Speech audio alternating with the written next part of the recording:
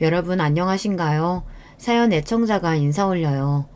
제가 평소에 드라마를 꽤 즐겨 시청하는 편인데요. 할 말 다 하고 위기에 처해도 금세 기질 발휘해서 그걸 전화위복으로 삼고 곤란한 상황일지라도 당당하게 나서서 해결해보는 그런 주인공들이 꽤 등장하던데 저는 그러한 장면들을 볼 때마다 다음 생이라는 게 있다면 저도 한번 저렇게 시원하게 톡 쏘는 사이다 같은 인물이 되어보고 싶다는 바람을 품고는 합니다.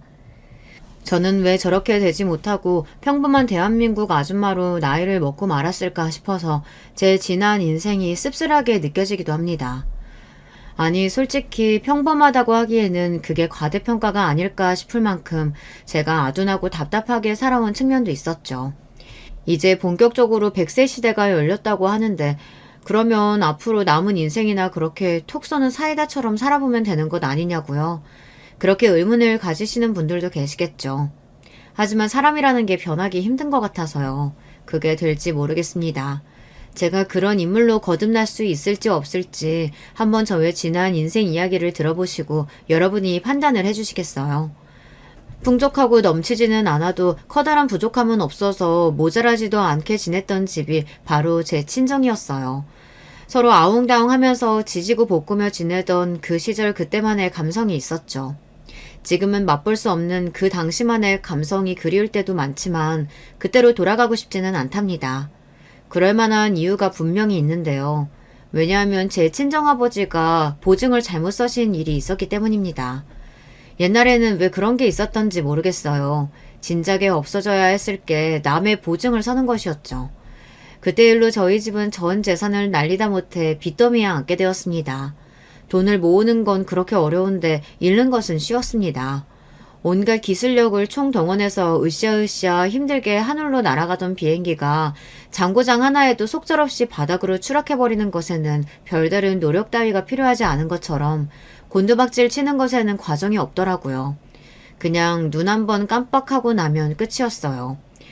그래서 저는 옛날에 부자가 망해도 3대가 간다고 하는 소리가 얼마나 부러웠던지 몰라요. 저희 집처럼 망해도 3대는 먹고 살 테니까요. 하지만 저희 집은 어림도 없었죠. 이제 앞으로 어쩌면 좋아. 뭘 어떻게 살아야 할지. 차라리 죽는 게 낫지 않을까? 친정엄마가 늦은 밤중에 그렇게 중얼거리며 흐느껴 우시는 모습을 제가 몰래 본 적이 있습니다. 너무 가슴이 아팠고 그와 동시에 엄마가 죽겠다고 할까봐 겁이 나기도 했던 것 같아요. 차라리 우리 식구 다 같이 죽자고 엄마가 그러실까봐 속으로 덜컥 겁이 났던 기억입니다. 굉장히 슬프고 안타까웠던 점이 하나 또 있었는데요. 아버지가 친형처럼 생각하며 지내시던 어떤 분이 계셨어요. 어렸을 때 저는 그분을 삼촌 정도로 여겼었고요. 그런데 그분이 보증을 잘못 써서 집안이 완전히 쑥대밭이 되어버렸던 그런 비극적인 일이 있었다는 것입니다. 그분의 가족들은 그때 다 흩어지고 그분도 얼마 후에 모습을 감추셔서 대관절 살았는지 죽었는지 주변 사람들이 아무도 모르고 그저 이상한 소문만이 무성하게 남았다는 것이 그 일의 결말이었고요. 그때 아버지가 얼마나 한숨을 많이 내쉬며 탄식을 하셨던지 몰라요. 당연히 엄마 또한 그분을 잘 알고 지내셨던지라 함께 걱정을 많이 하셨었고요. 아유, 세상에나 뭐 그런 일이 다 있을까. 보증 서고 어쩌고 그러는 게 이렇게 무서운 거였어. 우리는 절대 그렇게 되면 안 되겠다. 돈이 이렇게나 무서운 거야. 어쩜 가족을 그렇게 박살내버릴 수가 있을지. 화목한 가정이었는데. 아유, 진짜 말도 안 되는 일이야. 엄마가 안타까움에 어쩔 줄 몰라 하시며 혀를 끌끌 차셨던 건 제가 분명히 목도한 적이 있었습니다. 그러니까 저희 집은 가까이 지냈던 존재가 빚 보증 때문에 집안이 망가지고 가족들이 사라지고 인생이 곤두박질 치는 그런 비극적인 과정을 직접 목격하였던 집이었던 거예요. 그럼에도 불구하고 저희 집이 그놈의 빚 보증 문제로 망했습니다. 대관절 어떻게 그럴 수가 있었을까요? 비극적인 사건을 직접 봤으면서도 교훈을 얻지 못했던 대가, 그 값은 너무나도 컸습니다. 집안에 온통 어두운 그림자가 드리웠죠. 충격으로 쓰러져서 앓으셨던 아버지는 그럼에도 어떻게든 다시 열심히 먹고 살아보겠다는 일념 하나로 파리한 낯빛을 하신 채로 일거리를 찾아 나서셨습니다. 그러다가 어느 날 일을 하시던 도중 몸이 너무 안 좋아서 쓰러지셨고요. 일을 하시던 그 현장에서 쓰러지셨던 것이었기 때문에 주변 환경이 정리가 안 되어 있었고 그 바람에 넘어지면서 다치기까지 하셨어요. 어떻게든 상황을 이겨내보려고 발버둥을 치셨으나 결과적으로는 상황이 더 어렵게 된 셈이었죠. 절망이 마치 더 큰 절망을 불러오는 것만 같았답니다.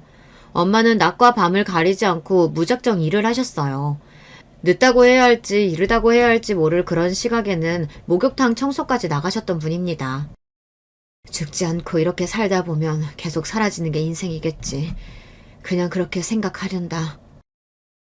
엄마가 힘없이 누워서 중얼거리시는 소리를 들을 때면 한없이 숙연해지고는 하였습니다. 저희 집이 사남매입니다. 제가 막내이고 위로 언니 둘, 오빠 하나가 있어요. 게으름 피우지 않고 미친 듯이 일을 하며 돈을 벌었던 언니들은 당연한 얘기지만 누구 하나 집에 손 벌리는 일 없이 알아서들 시집을 갔습니다. 둘 다 일찍 시집들을 갔어요. 힘들고 고단한 일상이었기 때문에 의지할 상대가 둘 다 필요했던 것일지도 모르겠습니다. 오빠가 집안의 유일한 아들로서 부모님을 모시고 살았고요. 자연스레 새언니는 시부모님을 모시고 사는 며느리가 되었습니다. 제가 그 당시에 새언니를 바라보며 생각한 점이 있었죠. 쓰러지셨던 그 후유증으로 지금 거동은커녕 말이나 한마디 똑바로 못하는 편찮으신 시아버지에 화병 걸려서 머리가 하얗게 물들고 낯빛에는 세상을 향한 불신과 분노와 염증만 남은 시어머니. 성격은 착하고 성실하지만 언제 잘릴지 알 수 없는 불안정한 직장에 다니는 남편. 이렇게 따지고 보니 새언니의 처지가 정말 안쓰럽구나. 정말 마음고생이 심하겠다.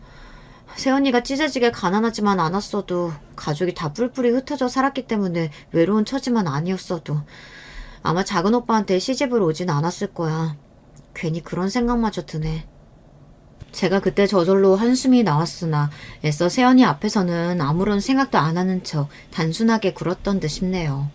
그런 티를 내고 싶지 않았나 봐요. 집에 있던 돈이 다 날아가고 모든 것을 잃고 빚만 잔뜩 억울하게 떠안게 되었던 그때에 정말 꿈도 희망도 없었습니다. 그러나 집안의 막내로서 어린 마음에 부모님이 원망스러우면서도 동시에 감사했던 점은 그럼에도 가족을 포기하지 않으셨다는 점이었습니다. 저희 부모님과 가까웠던 그분은 집안이 폭삭 망한 이후로 가정이 박살났었는데 저희 집은 어쨌든 죽어도 같이 죽고 살아도 같이 산다는 일념으로 버텼던 것 같아요. 아버지가 깊은 후회와 죄책감을 가지고 계셨고 엄마가 절대 인생을 놓지 않겠다는 자세로 죽어랍시고 일을 다니시는 모습이 자식들 눈에 다 보였으니까요. 그러니까 자식들도 입 다물고 의원에게 불행을 먹어치우면서 없애고 상대해야 할 불행의 끝이 언젠가는 보일 거라는 작은 희망을 안고 살아왔던 것이었죠. 아주 고단한 며느리 노릇을 하게 된 새언니를 보며 속으로 이런저런 생각을 했던 시점으로부터 몇 년이 지났을 때 저는 인연을 만나서 결혼을 하게 되었습니다. 저보다 6살 연상의 남자였어요. 그리고 직업이 제법 괜찮았습니다. 한낱 월급쟁이 회사원이었으나 직종이 괜찮았고 그 회사가 나름 탄탄한 곳으로 알려져 있었거든요. 그 정도면 대단했죠. 왜냐하면 저는 그럭저럭 규모가 받쳐주는 공장의 사무실에서 일을 하고 있었거든요. 받는 돈은 아주 박봉이 따로 없었고요. 그러니 남편에 비해 제가 명함을 내밀 게 아니었습니다. 주변에서 하나같이 저를 향해 결혼을 잘하게 되었다며 축하를 해주었고 신기해하기까지 했습니다. 남편이 생김새도 제법 괜찮았거든요. 아주 무난했죠. 친정 식구들은 알아서 결혼을 척척 잘해내는 제가 장하고 대견하다는 말을 해주었습니다.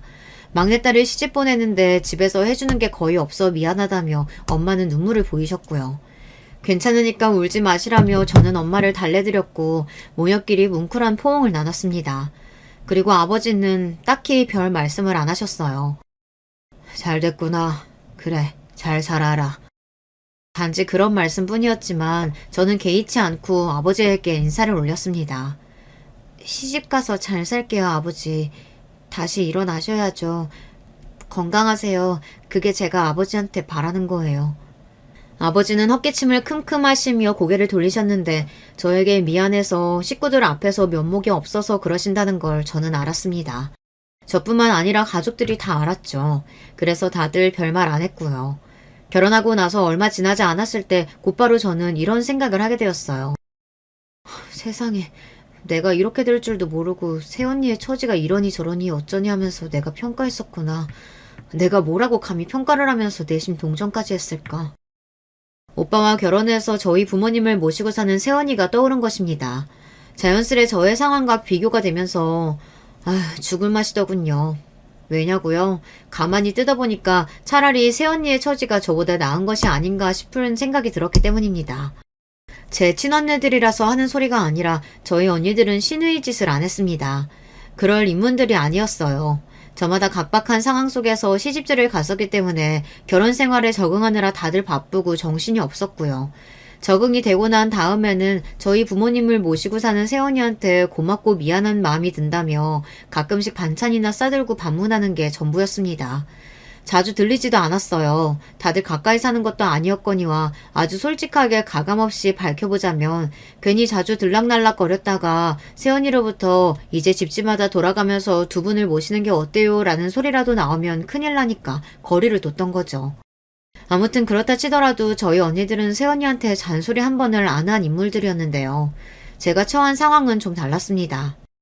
올케, 우리 엄마 생선 얼마나 좋아하시는데 요새 생선 한 번 안 구웠다면서? 귀찮아서 그래? 제발 신경 좀 써. 구석에는 오래된 책장 저거 내가 정리 좀 했으면 좋겠다고 말한 게 벌써 한두 번째야? 올케, 제발 빠릿빠릿하게 정리 좀 하고 살아. 저는 신의 짓을 당하고 있었거든요. 남편이 누나만 둘입니다. 3남매라서요. 그리고 시누이들이 시댁과 멀리 살지 않았습니다. 아니 제가 결혼을 한 지 1년이 되기를 했나 2년이 되기를 했나 시간이 좀 쌓이고 나서 저한테 태클을 걸어 들어왔다면 저도 어쩌면 자연스레 수긍하는 측면이 있었을지도 모르죠. 하지만 결혼하고 나서 꼴랑 한 달, 두 달 정도가 되었을 때부터 득달같이 저를 들들 볶으면서 참견질을 해대니까 진짜 사람 미치겠더라고요. 얼마나 사사건건 꼬투리를 잡으면서 사람을 번거롭게 만드는지 몰랐습니다. 시누이 둘 다 하도 인상을 잘 써서 미간에 주름이 잡혀있는 얼굴들이었네요. 큰 시누이는 결혼해서 애가 2명이었고요. 맞벌이를 하면서 살았습니다. 그런데 정식 직장이라기보다는 살짝 아르바이트에 가까운 그런 일을 해서 시간적 여유가 좀 나는 것이었어요. 이놈의 시간적 여유가 덜 났으면 제가 그때 덜 피곤하지 않았을까 하는 생각을 많이 해봤었네요. 작은 시누이 쪽도 애가 2명이었는데요. 그런데 이게 사람이 아니고 동물이었습니다.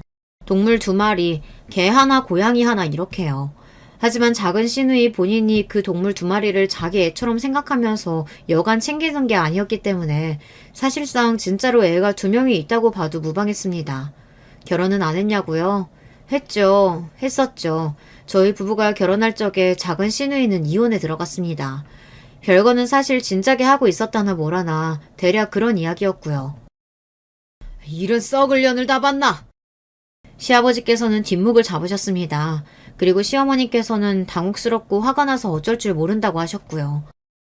너 이렇게 괘씸하게 굴 거야? 네 동생이 결혼하는데 너는 이때를 틈타서 이혼 얘기를 꺼내? 아주 괘씸해 죽겠어 정말. 아무 때도 아닌 때에 밝히면 온갖 비난의 잔소리가 쏟아질 것 같으니까 작은 시누이가 계획적으로 저희 부부의 결혼하는 때를 노려서 이혼 사실을 밝혔던 거예요.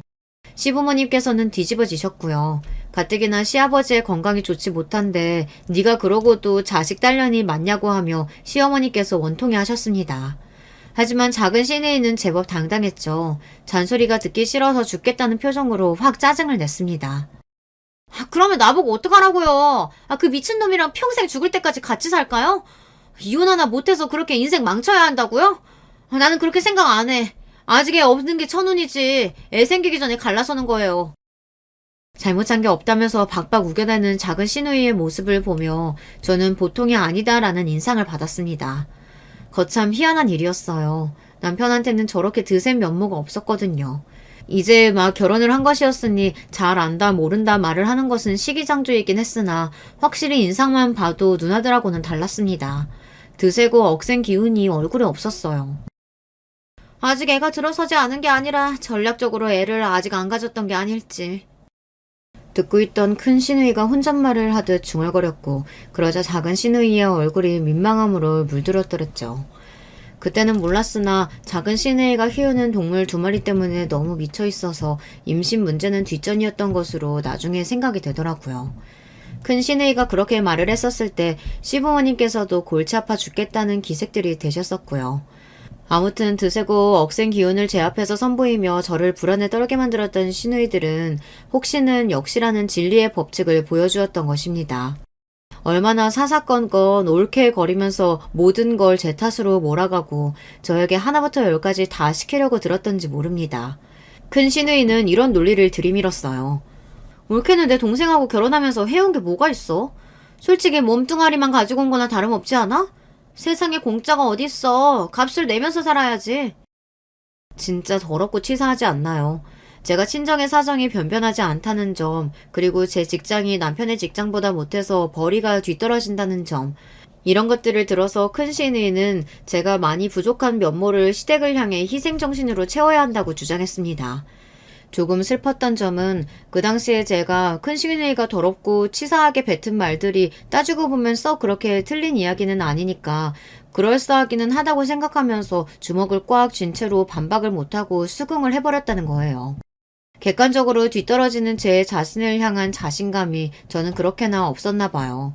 친정 식구들이 얼마나 고생하면서 힘들게 버텨오고 살았는지 다 아는데 제가 시시콜콜 다 떠들면서 힘들다고 투정을 부리는 것은 상상조차 할 수가 없었습니다. 혼자서 견뎌내지 못할 시련이라고 생각하지도 않았었고요.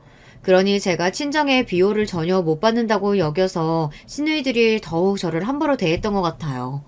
큰 시누이가 더럽고 치사했다면 작은 시누이는 얄밉고 짜증이 났습니다. 그리고 둘 중에서 누가 더 싫었느냐는 질문이 들어온다면 저는 고민 안 하고 작은 시누이를 고르렵니다. 집이 되게 어렵게 살았으니까 올케는 생활력이 좋겠네.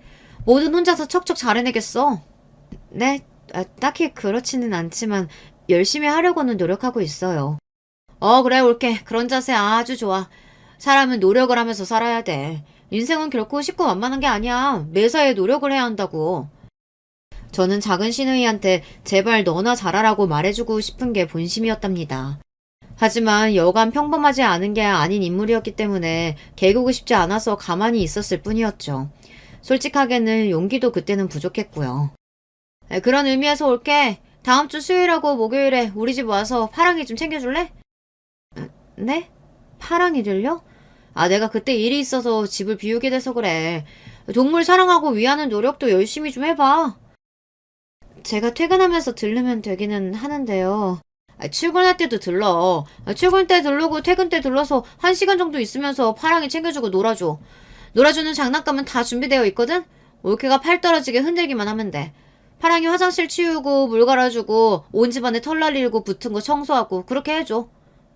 아니 제가 고양이를 잘 모르는데 사랑이는요? 사랑이는 혼자 못 둬서 엄마한테 봐달라고 할 거야. 엄마가 외출하셔도 집에 아버지는 계시니까 사랑이가 혼자 안 있어도 되겠지. 네, 그렇군요. 대답이 왜 시원하지가 않아? 돈도 얼마 못 버는 직장답게 일도 일찍 끝나잖아. 퇴근하고 나서 우리 파랑이 좀 챙겨주는 게 그렇게 어려워? 거절은 사양할 테니까 다음 주에 올케가 우리 파랑이 돌보는 걸로 나는 알고 있을게. 진짜 미친년이 따로 없었습니다. 다짜고짜 뭘 혼자 결정을 다 하고 난리인가요? 사랑이는 개, 파랑이는 고양이였습니다. 사랑이는 13살 먹은 시추였고요. 파랑이는 11살인가 12살이었나 그 정도 된 눈이 파란 고양이였죠. 제가 팔자에도 없을 것 같은 동물들 뒤치다거리를 작은 시누이 때문에 처음 해봤습니다. 작은 시누이의 집에 가서 고양이를 돌보고 챙기는 것, 그것만으로 끝이었을 것 같나요? 아니었죠. 올케, 집에 들러준 김에 정리정돈까지 해줄 수는 없었어? 사람이 왜 그렇게 눈치가 없고 야박하고 지랄이야? 저한테 하나를 안 주며 열을 바라는 그런 도둑놈의 심보가 바로 작은 시누이였습니다. 제가 작은 시누이만큼은 정말 똥이 더러워서 피하지 무서워서 피하냐는 마음가짐이 되어서 대하게 됐던 것 같아요. 알면 알수록 보통 이상한 사람이 아니었네요. 그러면 자기 누나들이 이 지경인데 제 남편은 뭘 했냐고요? 뭘 안 하는 게 특징이었습니다. 나도 몰라. 누나들이 그런 사람인지도 몰랐고 나도 진짜 어떻게 해야 하는지 모르겠어. 당신 누나들인데 당신이 모르면 누가 알아. 우리 부모님도 모르시는데 왜 나한테만 그래. 특히 작은 누나는 왜 그 지경인지 아는 사람이 아무도 없어. 답답해. 내가 차라리 말을 말자. 남편하고 그런 주제로 대화를 할 때면 벽을 보고 얘기하는 기분이 들어 아무런 소득이 없었습니다. 그러면 혹시 시어머니 쪽은 어땠냐고요? 사실 여자들이 결혼하고 나서 가장 중요하고 관건인 것은 시어머니하고의 관계겠죠. 고부관계가 시댁 문제의 거의 모든 부분을 차지하고 있다는 소리도 있으니까요. 따지고 보면 시누이들이 아주 매일같이 시댁을 드나들었던 것은 아니었으나 그래도 이상하게 자주 보는 것만 같은 기분이었는데요. 그건 아마 시어머니께서 당신 딸들과 통화를 자주 하시는 모습을 제가 봐서 그랬던 것 같습니다. 시어머니께서는 소위 시집살이라는 것을 시키는 분은 아니었어요. 뭐랄까 그냥 보통으로 구시는 분이었죠. 하지만 자꾸 시누이들에게 전화로 이러쿵 저러쿵 제 앞에서는 굳이 안 하셨던 말씀도 다 하시면서 은근히 제 흉을 보셨습니다. 불만이 있으시면 저한테 직접 말씀을 하시지 저한테는 아무 소리 안 하시면서 꼭 그렇게 시누이들한테서 전화가 걸려오면 이런저런 이야기를 하시다가 저에 관한 질문이 들어오면 별로 안 좋게 대답을 하시고는 했습니다. 제가 안 한 행동들도 제가 한 것처럼 시누이들한테 말씀을 하실 때도 있었고요. 대관절 왜 그러시는 건가 싶어서 저는 미치고 환장을 노릇이었죠. 그래서 제가 아예 시어머니께 제가 부족한 점이 있다면 그때그때 말씀을 해달라고 시누이들한테 혼인하고 책망을 듣는 거 이제 좀 그만하고 싶다고 이렇게 하소연을 드린 적도 있었네요. 그러나 시어머니께서는 모르쇠 하시며 당신은 절대 시누이들에게 제 이야기를 안 좋게 한 적이 없다고 당연히 이야기를 지어낸 적도 없다고 하셨습니다. 그럼 제가 본 것은 환상이고 들은 것은 환청이었나요? 심지어는 편찮으신 시아버지께서 모처럼 참견을 하시며 시어머니를 향해 당신이 입방정을 떨기는 한다라고 하셨지만 소용이 없었습니다. 시어머니께서는 그러자 전에 없이 발끈하시면서 증거 있냐고 따져 물으셨거든요. 상황이 이렇다 보니 저는 뭘 어찌하여도 진퇴양난이었던 거예요. 이러니까 제가 톡 쏘는 사이다 같은 사람을 보면 너무 부럽고 멋져 보여서 두 손을 꼭 마주잡고 눈빛을 빛내는 아줌마로 나이가 들어갔나 봅니다. 누구를 탓하겠나요? 똑부러지게 굴지 못하고 내지르지도 못하는 소심쟁이 답답이로 살아온 저의 잘못이겠죠. 시어머니의 그런 면모 때문에 억울하고 환장해서 팔짝 뛰고 싶었어요. 갑질을 부리고 싶어서 안달이 난 것 같은 큰 시누이 때문에 골치가 아팠습니다. 그리고 작은 시누이는 성격이 이상하면서 개 고양이 타령을 맨날 해대는 통에 저를 미치게 만들었어요. 본인 말로는 자기가 되게 깔끔 떠는 성격이라고 하는데 옷에 맨날 고양이 털이 붙어 있었습니다. 고양이 털이 덕지덕지 붙은지도 모르고 그렇게 지내는 모습이었어요. 그러면서 되게 웃겼던 점은 저한테 자기 집 청소를 맡기면서 고양이 털 한 올 보이지 않게 해달라고 그렇게나 닥달을 해댔다는 점입니다. 애초에 제가 왜 작은 시누이가 집을 비울 때마다 고양이를 봐줘야 했던 건지 그것부터는 사실 이해가 안 되는 대목이었죠. 자꾸 개를 데리고 다녀서 시부모님도 질색하셨고요. 우리 사랑이가 분리불안증이 있어서 혼자서는 절대 못 있어요. 사람하고 둬야 한단 말이에요. 작은 시누이가 짜증을 내는 앞에서 시어머니께서는 다 포기했다는 표정을 짓고 계셨고요. 제가 보기에 분리불안증이 있는 건 개가 아니라 작은 시누이 본인 같았습니다. 개를 사람인 것처럼 생각하고 위하면서 온갖 옷을 사다가 입히는 꼬라지도 정말 보기 힘들었죠. 작은 시누이 때문에 저는 개 고양이만 보면 스트레스가 밀려와서 가슴이 막 뻐근해지는 사람이 되고 말았어요. 설마 그러면 제가 억울하고 환장하는 생활을 계속하면서 시누이들에게 시달려왔냐고요. 그랬을까봐 경악하시는 분들이 계시다면 안심을 시켜드리고 싶네요. 그러지는 않았답니다. 다행이죠. 제가 단호한 태도를 보이게 돼서 시누이들이 잔소리를 끄는 건 아니었네요. 시누이들이 개가천선을 한 것도 아니었고요. 시어머니께서 이상하게 입을 나불대시는 걸 그만둔 것도 아니었답니다. 그렇다면 대관절 제가 어떻게 그런 생활에서 벗어났느냐고요. 간단한 해결책이었어요. 바로 이사를 갔거든요. 편찮으셨던 시아버지께서 돌아가시고 나서 분위기가 어수선해진 틈을 타서 그때 이사를 가버렸습니다. 처음에 제가 이사 이야기를 꺼냈을 때 남편의 반응은 미적지근했습니다. 출퇴근 동선이 이사 가면 훨씬 더 낫다는 걸 계산하고 나서 반응이 바뀌었더군요. 이사를 하게 되면 회사에서 거리는 약간 더 멀어졌으나 출퇴근하는 길이 더 좋아져서 결과적으로 시간은 단축됐기 때문입니다. 그 계산을 마치고 남편이 이사에 적극 동의를 했었습니다. 시댁하고 워낙 가까이 살다 보니까 제가 너무 스트레스를 받아서 화병 걸리기 직전이었다는 점도 남편이 제 눈치를 보게 만들어서 이사라는 결론으로 이끌어졌고요. 저희 부부가 결혼할 때 이혼을 발표했던 작은 시누이의 만행에서 좋은 힌트를 얻었기에 그 덕분에 별탈 없이 이사를 할 수 있었어요. 시아버지께서 돌아가시고 나서 아직 어수선하고 뭔가 뒤숭숭하던 시기, 그때에 이사를 해버리니까 다들 묻고 따질 겨를이 없었던 것이죠. 자주 안 보고 사니까 관계도 나아지더라고요. 시어머니께서 습관적으로 이야기를 지어내시며 저에 대한 험담을 하신다는 걸 시누이들도 시간이 가면서 자연스레 눈치채게 되었거든요. 뭐 대단한 이유라든가 저에 대한 증오심을 가지고서 시어머니께서 그러신 건 아니었고 말 그대로 습관적으로 그러신 것 뿐이었으니까요. 시누이들에게 관심을 받고 싶어서 그러셨던 측면도 있는 듯 하였습니다.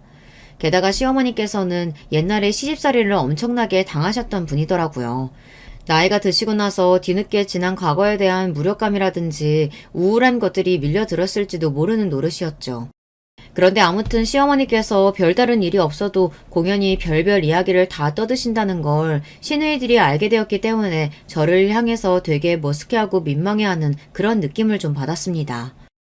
올케가 마음고생이 그동안 좀 들었겠네. 큰 시누이는 멋져가면서도 그 한마디를 날려줬는데 작은 시누이는 기색으로만 잠시 민망했었을 뿐 아무 소리도 안 했습니다. 싸가지가 바가지였죠. 애초에 기대도 안 했기 때문에 실망도 안 했네요. 시댁에서 거리가 떨어진 방향으로 이사를 가고 나니까 그 전보다 확실히 친정 식구들과 교류를 많이 하게 됐습니다. 자연스레 그렇게 되더라고요. 그걸 두고 남편은 서운하다고 했었죠. 이제 시댁 말고 친정만 챙기는 여자가 된 것 같아 그게 좀 보기 안 좋다나 뭐라나. 미친놈인 줄 알았습니다. 그런 개소리를 상대할 가치도 없는 것 같아 무시해 주었고요. 아버지는 이제 회복을 많이 하신 상태였어요. 제가 결혼하고 나서 얼마 안 되었을 때까지만 해도 지팡이에 의지해서 천천히 걸으시는 게 전부였는데 이제는 제법 속도를 내서 걸으셨으며 장시간이 아니라면 지팡이가 없어도 외출하고는 하셨습니다. 저는 세원이한테 가장 먼저 고맙더라고요. 고생 많으셨죠? 제가 결혼하고 나서 시댁 겪어보니 그러고 나니까 세원이의 고충을 잘 알겠더라고요. 말로 표현하는 게 가장 나을 것 같아서 나를 잡고 세원이한테 고마움과 미안함을 꺼낸 적이 있었네요. 그랬더니 세원이가 눈물을 글썽이는 게 아니겠어요. 이야기만 들어도 감동이라고 하면서 제가 그렇게 생각해 준 것 자체가 세원이의 입장에서는 되게 고맙고 힘이 난다고 하였습니다. 그 모습에 저도 눈물이 나더라고요. 그것을 계기로 저희가 좀 친해졌죠. 시간을 내서 같이 커피도 마시고 이런저런 대화도 종종 나누게 되었어요. 그러다 보니까 자연스레 시댁의 이야기도 세언니한테 꺼냈었고요. 들을 때마다 경악한 표정으로 고개를 젓던 세언니는 제 시누이들의 대목에서 한숨을 내쉬었습니다. 이사하길 정말 잘했네요. 그거 아주 이상한 사람들인데요. 특히 언니 말고 동생 쪽 말이에요. 듣고 보니까 정상이 아닌 것 같은데 그런 사람이 한번 눈 돌아가면 무슨 일을 벌일지 몰라요. 그러니까 조심하세요. 새언니는 제 작은 시누이가 미친 사람 같으니 매사에 조심하는 게 좋을 것 같다고 말을 하였습니다. 온갖 기행을 작은 시누이로부터 접해왔던 저였기에 고개가 절로 끄덕여졌죠. 하지만 그렇게 심각하게 걱정할 일은 전혀 없다고 여겼어요. 설마 하니 그렇게나 조심해야 할 필요가 있을까 싶었던 건데요. 놀랍게도 설마가 사람을 잡더라고요. 때는 시아버지의 제사를 앞둔 시기였습니다. 사랑이가 죽었다는 소식이 들려왔어요. 작은 시누이가 키우는 시추, 그게 말입니다. 듣고 나서 아 그렇구나 하고 말았는데 그게 되게 큰일이었나 봐요. 남편의 표정이 일단 너무 어두웠고요. 시어머니께서는 전화로 저에게 한참을 하소연하셨습니다. 아휴 그 미친년이 날뛸까봐 나는 그게 걱정이구나. 너라서 내가 몰래 하는 소리지만 그 개누시키 아주 잘 죽었다. 잘 죽었어. 아 그래요? 그러시구나. 저는 어머님이 사랑이를 예뻐하시는 줄만 알았어요. 예뻐했지. 애교가 많은 놈이었지. 착했잖아. 말 잘 듣고 보르면 오고 똥오줌 잘 가렸지. 하지만 딸년이 걔한테 미쳐가지고 온갖 유난을 떠니까 걔가 나는 진심으로 예쁘지는 않더라. 그 우라질 놈의 걔 고양이 때문에 이혼까지 당했으면서 그래도 정신을 못 차리고. 아휴. 그동안 걱정이 많으셨군요. 이제 파랑이만 남았네요. 그래도 파랑이는 고양이라서 좀 낫죠. 집에만 있잖아요. 말도 마라. 이제 그 고양이한테 집착할 생각하니까 아주 소름이 돋는다. 개 없다고 남은 고양이한테 얼마나 정성 쏟으며 지랄 발광을 떨지. 아주 미치겠어. 징그러워 죽겠는데 어쩌면 좋니. 고양이가 그래도 나이가 꽤 있잖아요. 갈 때 되면 가겠죠. 예, 내가 TV에서 보니까 집에서 키우는 고양이들 있지? 그것들이 20년은 산다더라. 아주 무서워 죽겠어. 20년이요? 그러면 아직 멀었네요. 시어머니가 그렇게 애끓는 목소리를 내시는 거 처음 들었습니다. 가만히 생각해보니까 잔병 치레를 해왔던 사랑이보다 태어난 얼굴로 집에서 잘 노는 파랑이가 건강한 녀석이었죠. 체질도 건강해 보였어요. 혼자서도 집에 잘 있고 성격도 차분했습니다. 제가 파랑이를 몇 번 돌봤기 때문에 알아요. 그 눈 시퍼런 고양이가 장수할 팔자 같아서 불안하다는 시어머니의 말씀에 동의가 드는 이유였답니다. 그러던 와중에 시간이 흘러 시아버지의 제삿날이 돌아왔어요. 그리고 하필이면 그 전날과 당일 이렇게 이틀째 회사가 진짜 미친 듯이 바쁜 날이었습니다. 빠질 도리가 없었어요. 미리 이 부분을 시댁에 알려두었고요. 정시 퇴근을 할 수가 없던 저 대신 남편이 일찍 자리를 하기로 하였습니다. 정신없이 일을 마무리했고 부랴부랴 시댁으로 향했습니다. 그런데 시댁에 거의 다 와서 전화가 걸려왔던 거예요. 회사에서 걸려온 전화였고 받아보니까 아주 중요한 용건이었습니다. 제가 분명히 제출할 서류를 책상 위에 두고 온 것 같은데 그게 안 보인다고 연락이 온 거예요. 그 서류를 당장 봐야 한다는 다급한 용건이었기에 저는 기억을 되짚어가며 열심히 위치를 다시 설명드렸습니다. 알고 보니 제 책상 위가 아니라 과장님 책상 구석에 그 서류가 가 있었더라고요. 아무튼 다시 회사로 갈 일은 없어 마무리되어 안도의 한숨이 쉬어졌고 그렇게 시댁에 들어갔을 때였어요. 왜 이제 오는 거야? 올케는 우리 아버지 제사가 장난이야? 우리 아버지가 웃어? 우리 집이 만만해? 들어가서 신발을 벗기가 무섭게 작은 시누이의 외침이 들려왔습니다. 저는 당황해서 눈치를 살피며 조심스레 안으로 발을 들였고요. 작은 시누이의 얼굴을 보고 제가 놀랐죠. 정신병원을 이제 막 탈출한 사람이 아닐까 싶을 정도로 얼굴이며 표정이 엉망이었습니다. 머리도 부스스했고요. 한 달 전에도 봤었는데 그 사이 왜 저렇게 됐을까 싶어서 당황하던 제 머릿속에 얼마 전 사랑이가 죽었다는 사실이 떠올랐습니다. 그래서 작은 시누이가 제정신이 아니었던 거예요. 그리고 그런 와중에 제가 빌미를 제공하고 말았고요. 큰 시누이는 부끄러워서 미치겠다는 얼굴이 되어 자기 남편을 잡아 끌더니 잠시 요 앞에 약국이나 갔다 오겠다고 하더군요. 약국 문 닫기 전에 급하게 살 게 있다나. 그런 핑계를 대면서 자리를 피했습니다. 제가 도착하기 전부터 작은 시누이가 분위기를 망쳐놓고 깽판을 치고 있었음을 어렵지 않게 예측할 수 있는 대목이었네요. 제 남편은 진이 쏙 빠져 넋이 나간 몰골로 제 쪽을 초조하게 살피고 있었고요. 작은 시누이가 저한테 이제는 아예 삿대질을 하면서 욕을 퍼붓습니다. 그리고 저도 이제 이 모든 게 지긋지긋해졌어요. 10분도 안 늦었는데 왜 이러세요? 10분은 시간 아니야? 10분 늦은 것도 지각이거든? 어디서 눈 똑바로 뜨고 말댔구야? 제발 정신 좀 차리세요. 언제까지 그러고 사실 거예요? 정말 한심하네요. 뭐라고? 니값게 뭔데 나한테 한심하다고 해? 네가 잘난 구석이 하나라도 있어? 네가 뭔데 나한테 말을 그따위로 하냐고! 내가 묻잖아! 작은 시누이가 완전히 미친 사람처럼 소리를 막 지르더니 갑자기 손에 뭘 쥔 채로 제 얼굴을 막 때리는 게 아니겠어요.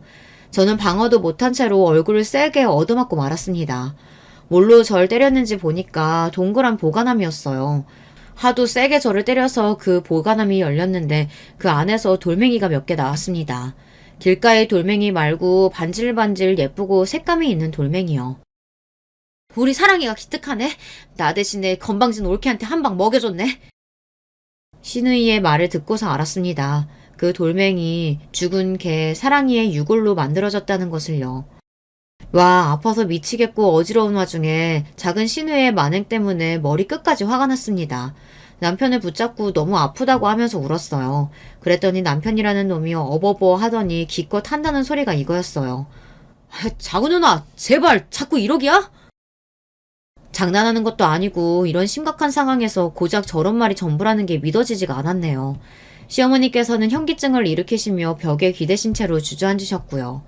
신음을 하시는 시어머니 곁으로 남편이 놀라서 후다닥 달려갔습니다. 그러자 작은 시누이가 저를 째려보며 이게 다 저 때문이라고 하더군요. 뭐? 나 때문?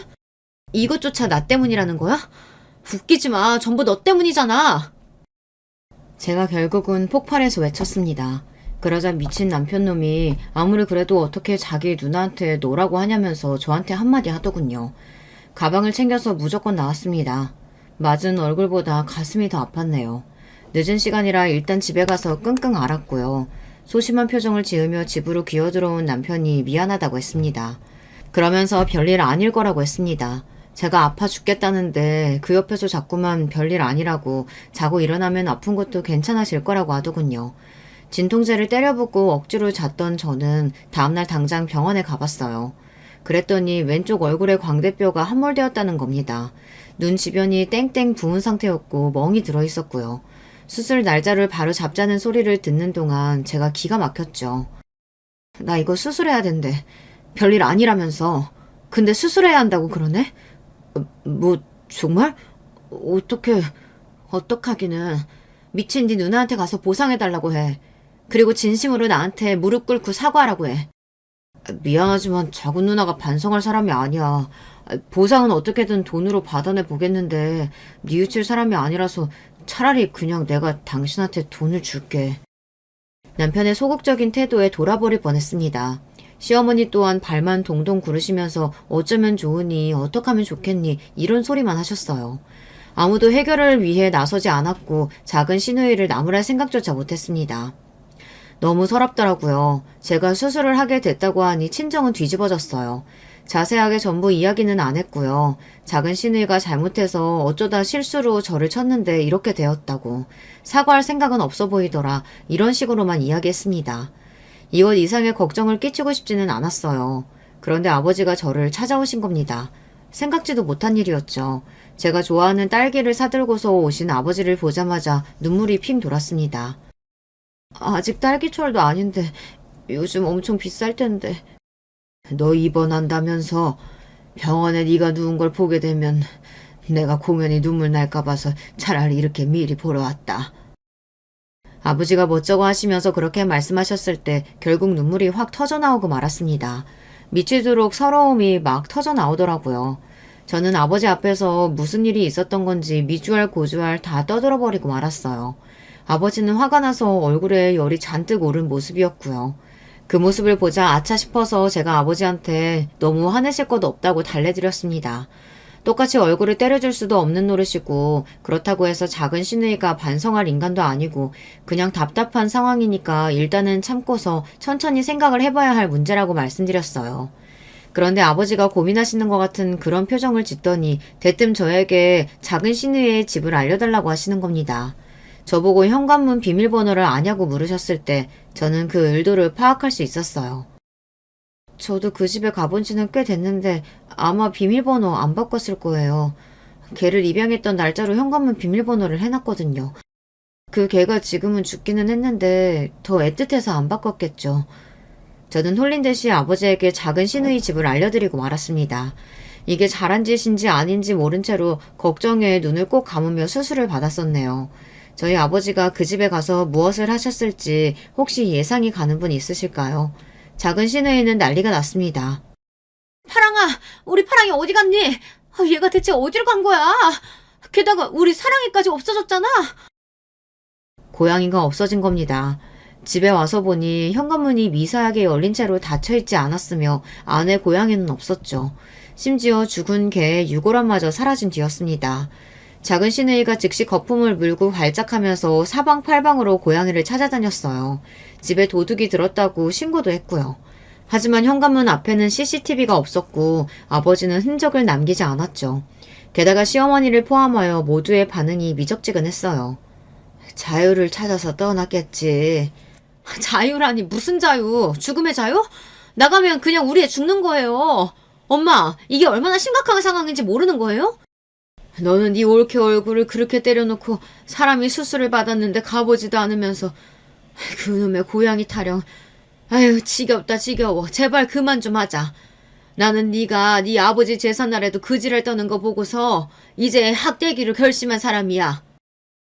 시어머니가 진절머리를 치신 겁니다. 게다가 큰 시누이는 자기 동생이 신고한 경찰한테 가서 조사할 필요도 없다라고 말을 하기까지 했어요. 그쯤 되자 작은 시누이는 눈이 돌아버려서 모두가 작당하고 자기 고양이를 가져다 버렸으며 자기 개의 흔적까지 치워버린 거라고 여기고 미쳐 날뛰기 시작했어요. 고양이는 사실 아버지가 당신의 고향인 시골 동네에 가서 풀어버리셨습니다. 그 동네에 유독 동물에게 호의적인 노인분들이 살고 계셨거든요.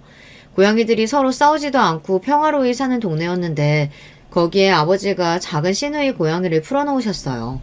그리고 작은 시누이의 개 유골함도 그 시골 땅의 어느 구석에 묻어버리셨습니다. 설마 제 친정아버지가 그러셨을 거라고는 그 누구도 아무도 상상조차 할 수 없었죠. 작은 시누이만 답답하고 환장해서 돌아버리는 상황이었어요. 수술은 아주 성공적이었고 저는 태연하게 굴었어요. 작은 시누이의 요청으로 그 집에 고양이를 돌보러 몇 번 갔었는데 현관문이 꽉 안 닫혀있던 때를 목격한 적이 있다고 말하였어요. 문 밖에 복도에 고양이가 돌아다니는 걸 제가 발견해서 잡아다가 집 안으로 데리고 들어간 적도 있다고 하였고요. 제가 지어낸 이야기를 듣고 시어머니께서는 더욱 당신의 작은 딸이 평소에 문단속도 안 하고 다니는 주제에 적반하장으로 나온 미친년이라는 확신을 가지게 되셨습니다. 큰 시누이 또한 자기 동생이 미친 줄은 알고 있었지만 이 정도일 줄은 몰랐다면서 갈수록 선을 넘는 꼬라지를 못 봐주겠다고 하며 고개를 흔들었고요. 저는 나몰래 씩 통쾌하게 웃었답니다. 친정 부모님은 저에게 몸이 회복하는 대로 이혼을 준비하라고 하셔서 저를 놀래키셨어요. 이혼이요? 솔직히 하고 싶은 마음이야 있어요. 그래도 두 분은 어떤 힘든 일이 있어도 갈라서지 않으셨는데 제가 고작 이런 일들로 이혼을 해도 되는 건지 모르겠어요. 그 앞에서 저는 우물쭈물 굴었으나 부모님이 무척 단호하셨습니다. 두 분이 이혼을 하지 않고 버티셨던 것은 서로를 향한 진심 그리고 자식들을 위하는 마음이었다고 했어요. 그리고 저희 부부에게는 둘 중 어두 것도 없으니 이혼하는 게 옳다고 하셨습니다. 저는 부모님의 말씀을 잘 듣는 효녀가 되기로 결심해서 따르기로 하였고요. 이혼을 해낼 수밖에 없는 증거를 그때부터 차곡차곡 모아 남편의 뒤통수를 치고 이혼을 선언했습니다. 우리 그냥 앞으로 잘 살아보기로 한 거 아니었어? 이혼이라니. 안 돼. 나는 그것만은 못해줘. 억울해. 자기가 뭔데 제 앞에서 억울하다고 하는 건가요? 어이가 없었네요. 남편이 저에게 울고불고 매달리고 있을 때 폐인이 된 몰골로 작은 시누이가 찾아왔습니다. 다짜고짜 이게 다 저 때문이라고 하면서 저 때문에 자기 인생이 망했다고 했어요. 저는 평온한 얼굴로 그냥 웃어주었고요. 그리고 작은 시누이의 정신 나간 그 모습을 본 남편이 망연자실했습니다. 상황이 이렇게 되니 이혼을 못 해주겠다고 나올 게 아니라는 걸 깨달았기 때문이에요. 그 미친 누나 때문에 결혼 생활이 망했다면서 남편은 눈물을 글썽였습니다. 그런데 사실은 말이죠. 제가 그 전날에 작은 시누이한테 연락을 해서 도발을 했어요. 파랑이는 아직도 목격 제보가 안 들어왔어요? 안타깝네요. 혹시 이미 사랑이를 만나러 간 건 아닐까요? 둘 다 무지개 다리 건너서 행복하게 놀고 있을지도 모르겠어요. 그러자 작은 시누이가 눈깔이 돌아서 그 다음날 당장 저를 찾아왔던 것이죠. 그러니 이게 다 저의 계획이었고요. 작은 시누이의 만행을 눈앞에서 보고 전의를 상실한 남편은 이혼 도장을 찍어주었답니다. 이건 여담인데 이혼이 확정된 직후에 저희 새언니가 작은 시누이를 찾아갔어요. 야, 네가 그렇게 미친년이라면서? 나는 독한 년인데 내가 시부모님 수발지면서 살아온 년이야.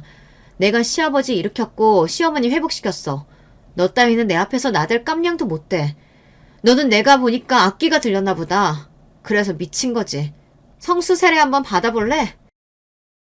시누이가 싱크대에 작은 시누이의 머리를 쳐박으며 물을 틀었다고 합니다. 성수 세례니까 바꿔서 악기를 물리치라면서 말이에요. 공포에 질린 작은 시누이가 비명을 그렇게나 질렀다고 하네요. 저한테 한 짓이 있으니 차마 새언니를 고소도 못했고요. 저는 새언니가 그렇게 엄청난 면모를 가질 줄은 몰랐기에 듣고 나서 많이 놀랐답니다. 하지만 솔직히 통쾌했어요. 가족들이 최고란 생각이 들었죠. 친정 식구들 덕분에 정신이 흐려졌던 결혼 생활에서 해방이 된 저는 그 이후로 잘 산답니다. 잘 살고는 있는데 이게 정말 객관적으로 잘 사는 건지 모르겠습니다. 사람들은 저한테 이혼 기똥차게 잘했다면서 인생 살맛나겠다고 하던데 저는 왠지 자신감이 없는 것 같아요. 새언니처럼 강력한 한 방을 낼 자신이 없는 느낌인데요. 여러분, 제가 과연 이번 생에서 톡 쏘는 사이다로 거듭날 수 있을까요? 안녕하세요. 저에게 있었던 일을 사연으로 나눠보고자 하는 여성 독자예요. 사람은 뭐든지 직접 겪어봐야 깨닫는 동물이라고 하잖아요. 저 같은 경우에는 어른들 말씀 틀린 것 없다는 옛말을 가벼이 여겼다가 직접 호되게 당하고 나서 그게 진짜 맞다는 것을 깨달은 사람이랍니다. 제 경험담을 허심탄회하게 여기서 풀어볼게요. 우선 남편하고는 제가 우연히 지인의 소개를 통해서 어느 자리에서 처음 만나게 되었었는데요. 그냥 아는 사이로만 그렇게 지내다가 술자리를 따로 가지게 된 것을 계기로 교제하게 되었습니다. 연애 기간은 1년 반이었고요. 결혼을 결심하였지요. 이때 저는 친정 부모님의 반대에 직면하게 되어서 내심 놀랐더랬어요. 엄마, 아빠, 제가 그 사람하고 만나는 걸 굳이 간섭하지도 않으셨고 관심을 가져오신 것도 아니잖아요. 그런데 이제 와서 결혼은 좀 아닌 것 같다라고 하시면 저는 어떡하라고요? 너무 당황스럽네요. 두 분이 당연히 허락하실 줄 알고 저는 이미 그 사람하고 결혼에 대한 이런저런 상의를 다 맞춰놓은 상태예요. 네 아빠하고 나하고 괜히 이러는 줄 아니? 관상도 썩 마음에 들지 않는데 말할 때 그 폼이라든지 여러 가지 가치관 같은 게 한마디로 영 아니오시다 알아서 너한테 이러는 거야. 결혼은 좀 더 신중해도 괜찮아. 굳이 상대 집안에 민망해질까 봐 결혼하자는 말 번복하지 못하는 게 바보 같은 거지. 너 그 남자하고 어줍잖은 데이트만 그동안 출장했다면서? 그런데 그 남자에 대해 네가 뭘 알겠어? 그 집안에 대해서는 뭘 알겠고? 지금 결혼한다는 건 네가 치기 어린 선택을 내리는 거야. 답답해. 대체 두 분이 뭘 하신다고 이러시는 거예요? 그냥 그 사람이 사윗감으로 마음에 안 차시는 거면 그렇다고 솔직하게 말씀을 하세요. 고상하게 굳이 돌려서 말씀하시면서 거절하시지 말고요. 제가 그때 듣다가 울컥해서 감정적으로 말씀을 드리고 말았어요. 그건 어쩌면 저 혼자만 아는 사실이지만 그동안 살면서 친정 부모님께 쌓아온 원망이었을지도 모릅니다. 왜냐하면 제 친정 집안이 한때는 정말 찢어지게 가난해서 이러다가 굶어 죽을 수도 있다는 공포에도 시달려 봤었으나 그 시절을 딛고 일어나서 경제적으로 풍족하게 된 성공사의 주인공이거든요. 너무나도 지독하게 힘든 시절을 보내신 탓인지 친정 부모님께서는 돈에 관해서 무척 강박적이셨고 구두쇠의 기질이 강하셨습니다. 생각이 자유롭고 언제나 즉흥적이었던 저와는 두 분께서 필연적으로 마찰을 빚으실 수밖에 없었던 것이죠. 저는 남편하고 결혼을 마음먹으면서 속으로 이런 생각을 했었어요. 나 혼자 알아서 현명한 결정 내릴 거고 나 혼자 정말 알아서 잘 살아볼 거야. 부모님 보란 듯이 그렇게 해볼 거야. 이렇게 생각했던 게 지금 돌아보자면 말도 안 되는 객기였던 것 같습니다. 하지만 당시에는 진심이었다는 게 문제죠. 제가 자꾸만 강하게 나가자 친정 부모님께서는 굉장히 생각에 잠기신 얼굴이 되더니 서로를 마주보시면서 한숨을 내쉬셨어요. 이윽고 친정아빠께서 저에게 이런 말씀을 남기셨습니다. 네가 우리 집 막내이지만 네 언니 오빠보다 고집은 옛날보다 황소고집이었지. 너는 한다면 하는 녀석이니까 지금 우리가 이 결혼은 별로인 것 같다고 의견을 내봤자 네 기분만 상하게 하는 것이고 너는 어떻게든 이 결혼을 하려고 들 것 같구나.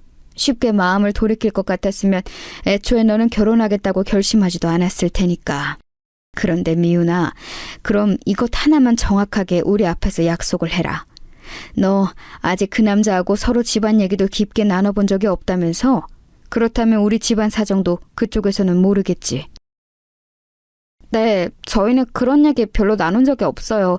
서로만 보고 재미있게 정말 즐겁게 연애를 해온 거라서요. 이것저것 조건 따지는 사이 아니에요.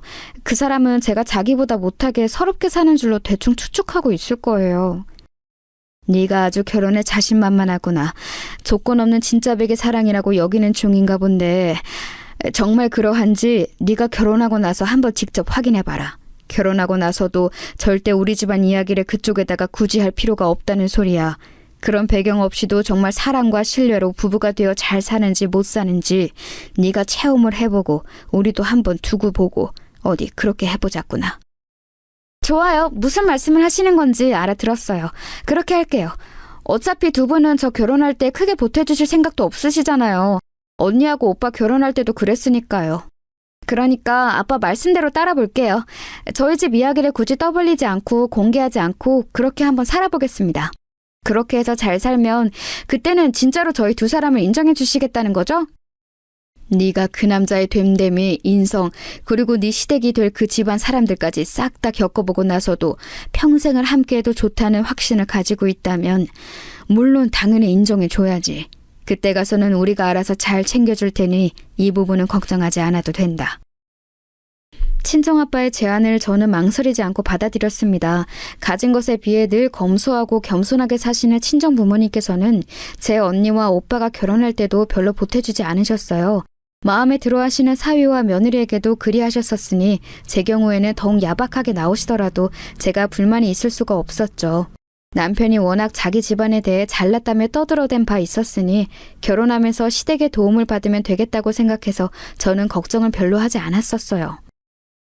우리 아버지 거의 대기업이나 다름없는 곳에서 임원으로 계시다가 이제 막 정년 퇴임하셨고, 우리 엄마는 다리가 안 좋으셔서 건강 문제 때문에 일찍 교편을 놓으실 수밖에 없었지만, 안 그러셨다면 참된 교사로 이름을 날리셨을 뿐이지 돈 관리도 착실하게 잘해오셨어. 그런 말을 귀에 딱지 않도록 들었었고, 결혼할 때 너는 걱정할 거 없다는 말 역시도 저는 자주 들은 바 있었습니다. 그런데 막상 결혼이 진행되자 상황은 상상했던 것과는 달랐어요. 지원을 시댁에서 안 해주시더라고요. 신혼부부라는 점을 내세워서 은행 대출을 받아 전셋집을 구해 들어간 것, 여기에는 시댁의 도움이 일절 없었습니다. 맡겨놓은 것도 아니니까 도움을 안 주신다고 해도 딱히 내가 할 말은 없지. 그런데 내 남편 된 남자가 자꾸 자기 집이 잘났다면서 계속 나불거리는 거, 이건 진짜 문제 같은데. 저는 그렇게 생각했었으나 결혼하자마자 괜히 남편하고 마찰 빚기 싫어서 티는 안 냈어요. 친정 부모님께 큰 소리를 치고 한 결혼이었기 때문에 절대 망치고 싶지 않다는 생각이 있기도 했고요. 시부모님께서는 생각 외로 돈을 많이 못 모아두신 것 같아서 저를 곧 의아하게 만드셨습니다. 알고 보니까 부동산 투자를 완전히 잘못하셔서 큰 손해를 한번 보신 적이 있으셨더라고요. 어쩐지 뭔가 의아하다 싶었네요. 내가 당신 비난하려는 의도는 절대 아니고 그냥 궁금해서 물어보는 건데, 아버님 어머니께 재산이 별로 없는데 왜 집이 잘 사는 것처럼 당신은 나한테 말을 해왔던 거야? 지금 내가 당신한테 거짓말을 했다고 생각하는 거야? 빚 없으면 부자라는 말도 몰라? 우리 집이 그 큰 손해를 봤었음에도 불구하고 집에 빚이 없어. 이것이야말로 우리 집이 잘 산다는 걸 나타내주는 대목이라고 생각해. 그거 아세요? 상대로부터 무슨 말을 들었는데 똑똑히 다 들어놓고도 대체 뭐 하는 소리인지 이해가 안 되는 현상이에요. 그런 현상이 세상에는 존재하더라고요.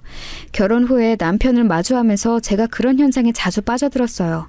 무슨 말인지 알기는 알겠는데 동시에 무슨 말인지 영원히 모를 것 같은 그런 말들은 남편은 하는 사람이었습니다. 그것이 바로 뜬구름 잡기라는 걸 깨닫기 전에는 애석하게도 몇 달이 걸렸네요. 누가 남매 아니랄까봐 제 시누이도 약간 뜬구름 잘 잡는 사람이었어요.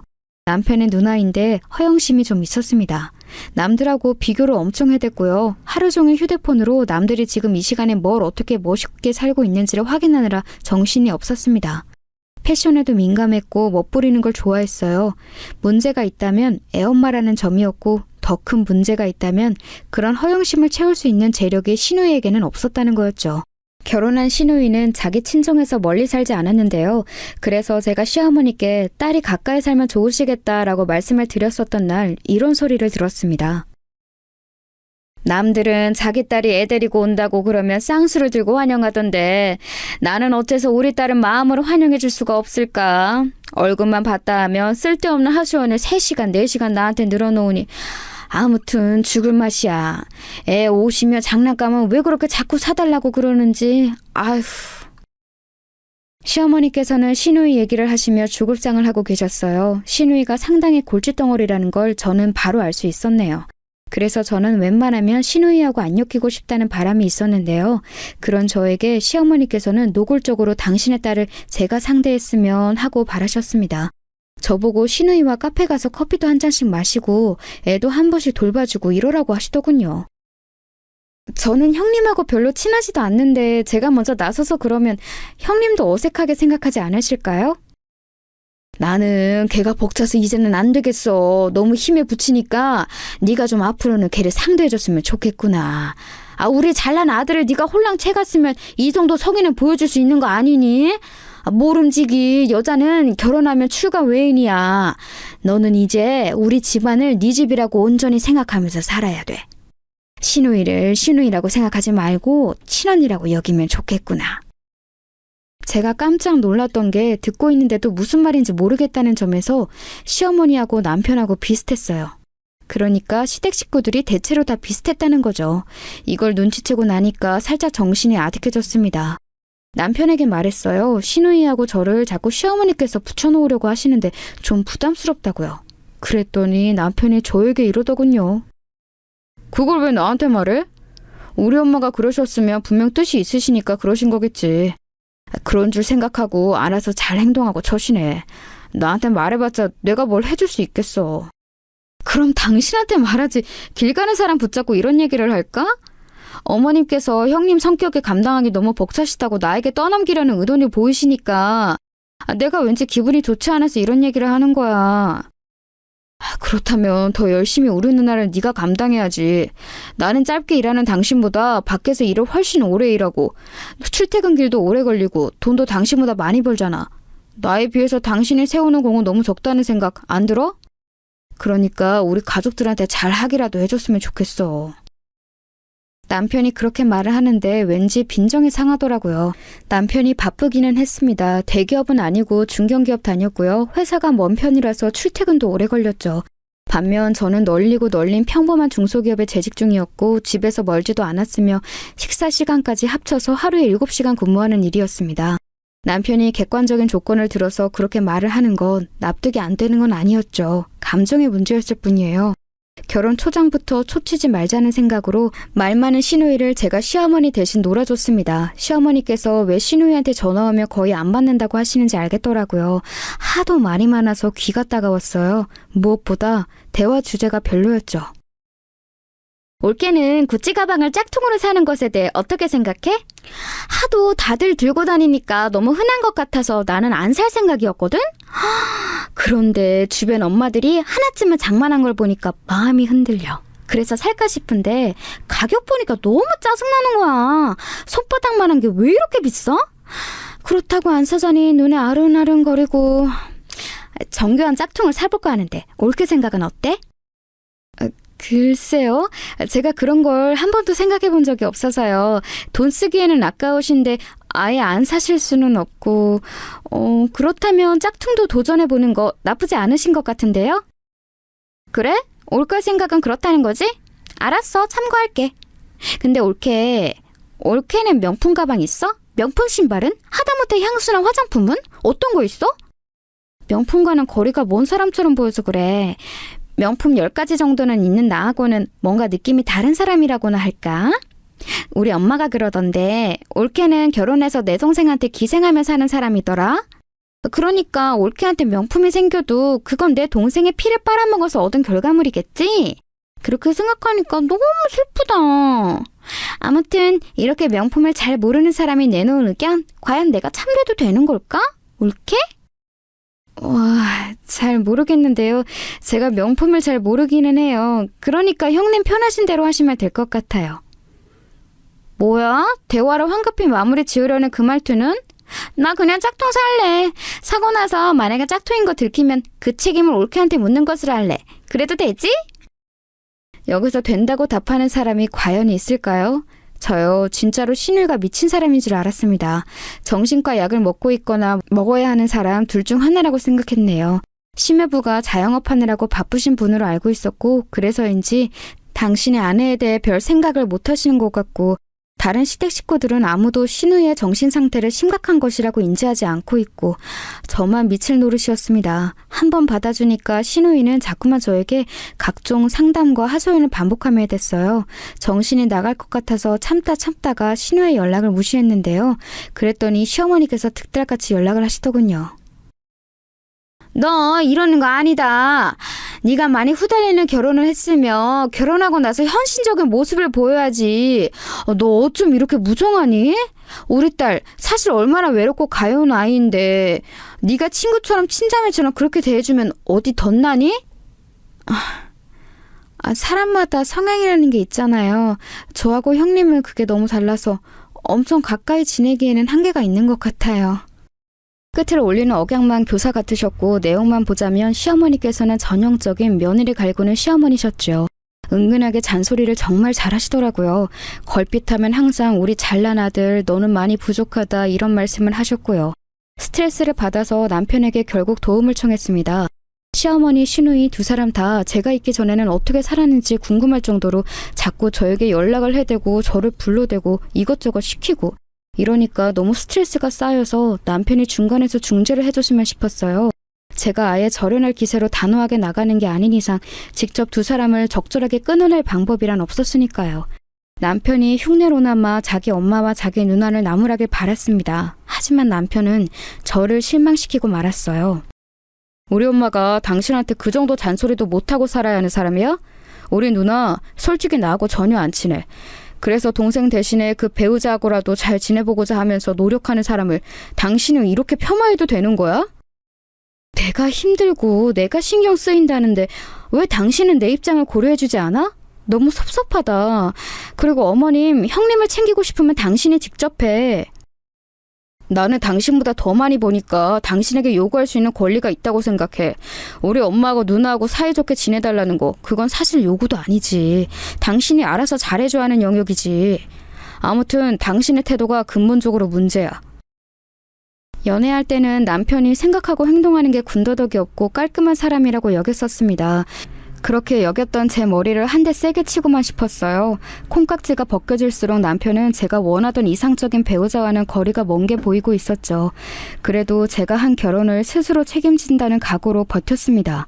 시어머니의 빗발치는 연락은 반 정도만 받으면서 절충을 했고요. 시누이의 이상한 발언들은 한 귀로 듣고 한 귀로 흘렀습니다. 제 나름 노력과 적응을 한 거였죠. 남편과 행복하게 살 수 있는 방법, 부부로서 나아가야 할 길, 이게 뭔지 고민을 항상 하면서 지냈습니다. 어떻게든 잘 살아보고 싶었어요. 경제권을 가지고 있는 남편이 벌인 만행을 알기 전까지는 그랬죠. 결혼하고 나서 3개월이 지났을 때부터 저희 부부는 협의하에 양가의 용돈을 드리기로 했어요. 그때 남편이 그랬습니다. 이제 열심히 모으고 미래를 대비하며 살아야 하니까 아직은 10만 원만 드리는 것으로 족한 것 같다고요. 저도 동의를 했어요. 사실 제 친정 부모님께서는 액수가 중요한 게 아니니까요. 20만 원이나 10만 원이 상관없이 그저 성의 문제를 보실 분들이었습니다. 제가 흔쾌히 동의를 해준 것이 고맙다고 말했던 남편이었습니다. 그 웃는 얼굴을 보며 저는 생각했었죠. 결혼하고 보니 무척이나 계산적이었던 이 남자가 양가 부모님께 용돈 드리는 문제는 차질 없이 안 빼먹고 다달이 잘 해낼 것이라고요. 믿고 맡겼던 것 같아요. 그런데 정말 우연히 어느 날 저희 부부가 공용으로 돈을 모으는 생활비 카드, 그것과 연결된 통장을 일찍 퇴근한 날에 방 청소를 하다가 서랍에서 발견한 거예요. 그걸 봐뒀다가 문득 궁금해져서 그 통장을 출근할 때 챙겨가서 점심시간에 은행에 간 뒤 한번 찍어보았습니다. 통장 정리를 해본 것이죠. 그랬다가 기절하는 줄 알았어요. 다달이 10만 원, 제 친정 부모님께 잘 가고 있었는데요. 웬 100만 원이라는 숫자가 다달이 빠져나가고 있었는데 이건 시부모님께 가고 있었던 겁니다. 그걸 보자마자 통장을 쥔 손이 주체할 수 없을 정도로 떨려왔죠. 남편한테 메시지를 보내서 혹시 나한테 숨기는 거 있냐고 물었더니 그런 거 없다고 딱 잘라서 답장을 하더군요. 기가 찼습니다. 애써 꾹 눌러 참았다가 저녁이 되어서 남편을 보자마자 따졌어요. 제가 통장을 내밀었더니 상황 파악이 된 남편이 한숨을 내쉬었죠. 당신 뭐야? 왜 아버님 어머님한테는 다달이 100만 원을 드렸어? 두 분이 대체 100만 원이나 쓰실 일이 뭐가 있는데? 왜 그렇게 흥분해? 노인네들은 100만 원 쓸 것도 없다. 뭐 이렇게 생각하는 거야? 너무 어이없는 생각이네. 없어서 못 쓰는 거지. 있으면 다 쓰게 되어 있어. 부족한 것보다는 늘 어느 정도 수중에 여유가 있는 게 낫지. 어련히 우리 부모님께서 알아서 잘 쓰시고 남는 걸 저축하실 텐데 굳이 따져 묻지 마. 진정 좀 해. 지금 내가 흥분을 안 하게 생겼어? 무슨 진정을 하라는 거야?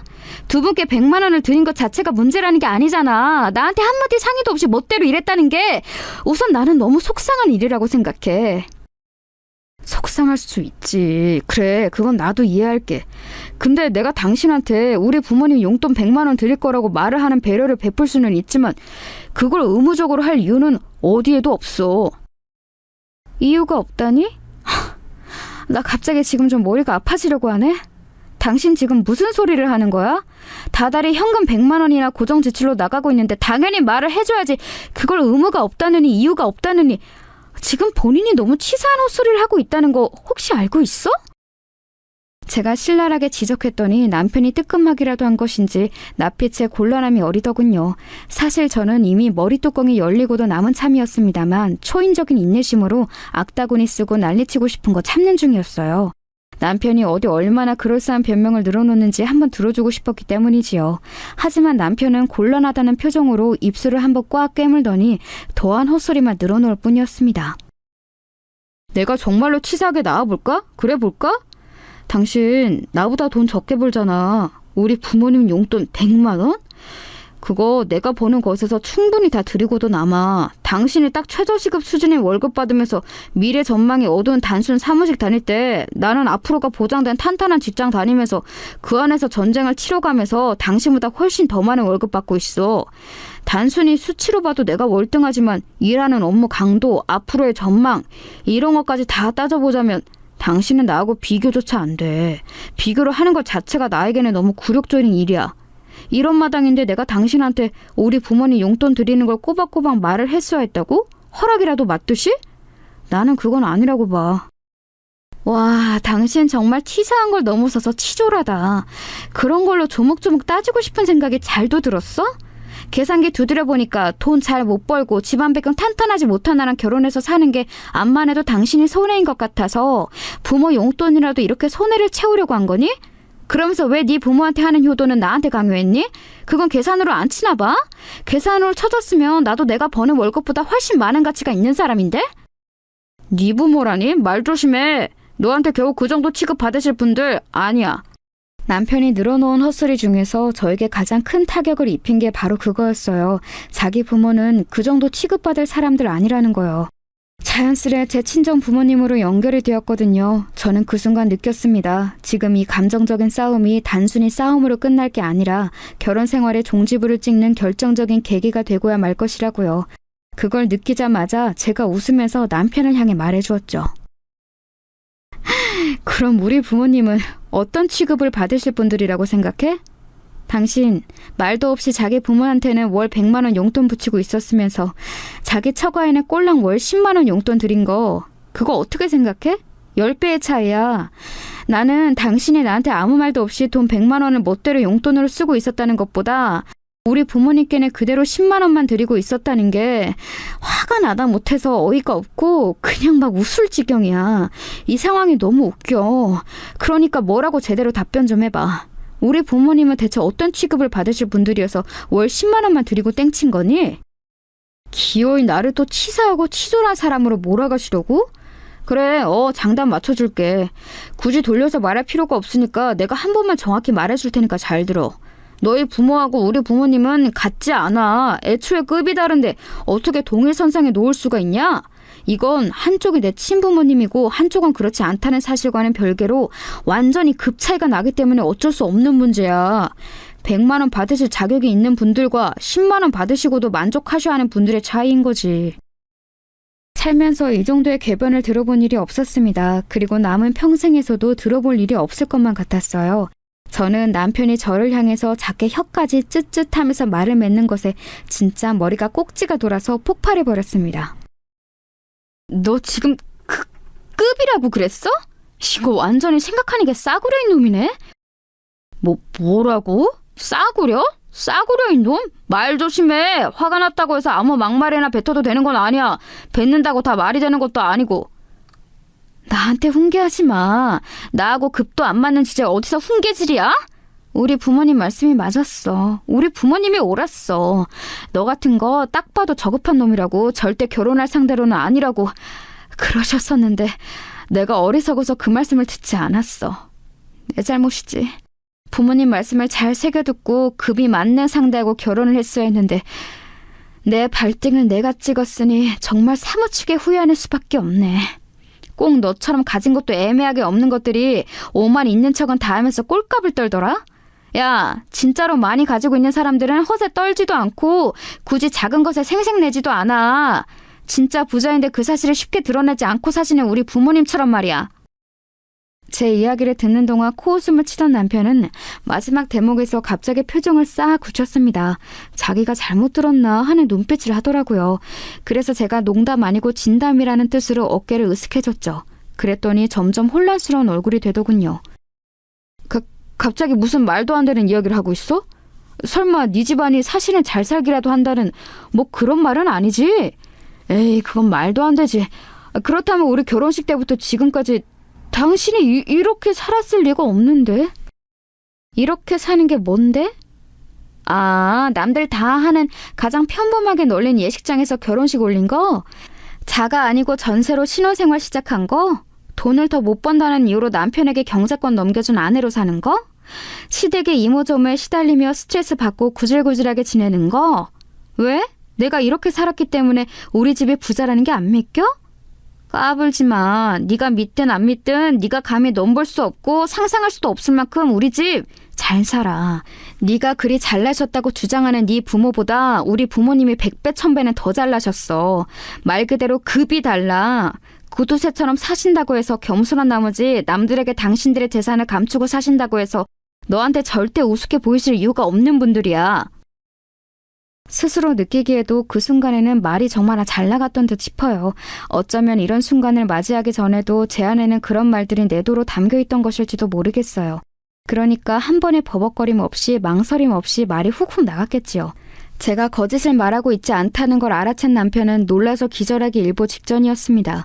저는 그런 남편에게 우선은 급한 대로 제 휴대폰에 있는 사진들로 증거를 보여줬네요. 의리의리한 집에서 살고 있는 언니 부부, 오빠 부부, 그리고 친정 부모님께서 소유하고 계신 건물에 임대인 문제 때문에 들르셨을 때 찍은 사진 같은 것들 보여주는 동안 남편은 손을 덜덜 떨면서도 침묵을 지켰고, 저는 왜 진작 친정 집안이 든든한 재력을 지니고 있다는 걸 밝히지 않았는지 그 이유를 알려주었습니다. 친정 부모님께서 워낙 겸손하시고 경계심이 많으시다는 것, 남편이 결혼하면서 저에게 집안 얘기를 물어본 적 없다는 것, 이런 이유들도 당연히 있었겠지만 이런 순간을 맞이했으니 저는 이런 이유를 대표적으로 들고 싶었습니다. 바로 이렇게 될까봐 진작 안 밝혔던 거야. 이렇게 이기적이고 치사하고 자기 밥그릇만 챙길 줄 아는 그런 놈이라는 게 결국 드러날까봐. 그게 걱정돼서 우리 집이 어떤 집인지 안 밝혔어. 너의 진면목을 보고 싶었던 건데 설마 이렇게까지 바닥일 줄은 몰랐지. 잠깐만, 내가 너무 혼란스러워서 할 말을 잃었었는데 이제 생각이 정리가 됐어. 그러니까 당신이 여태 나를 고의적으로 속인 거 맞지? 처가 식구들도 모두 한통속이고 사람 하나를 바보 말듯하니 정말 심성이 못됐다. 내가 엄청 피해를 본 셈이네. 집안이 그렇게 부자인 거 안 밝혔으니까 나는 이거 사기 결혼을 당한 거나 마찬가지야. 그렇지만 내가 너그러이 넘어가 줄게. 이러면 이제 우리 서로 공평한 거지? 서로 한 번씩 잘못한 거니까 공평하게 넘어가면 되는 거지? 무슨 공평 같은 단어를 들먹여? 미쳤어? 사기 결혼? 그건 내가 할 소리야. 이거 왜 이래? 그동안 나를 보면서 얼마나 속으로 비웃었을까. 당신 정말 우명한 여자다. 속에 눈구렁이라도 품고 있나 보네. 당신은 남자의 자존심을 마구고 짓밟은 거야. 아니, 인간의 존엄성을 파괴한 거야. 내가 이런 수치심을 이겨내고서 당신이 나를 농락한 거 그냥 넘어가 주겠다고 하는데도 반응이 왜 이래?